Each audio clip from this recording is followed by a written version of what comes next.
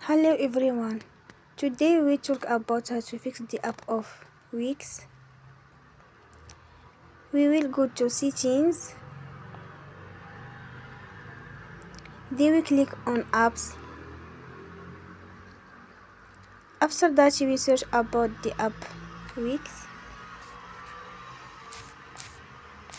and we click. Then we will on for stop. After that we will go to storage. Then we click on clear cache.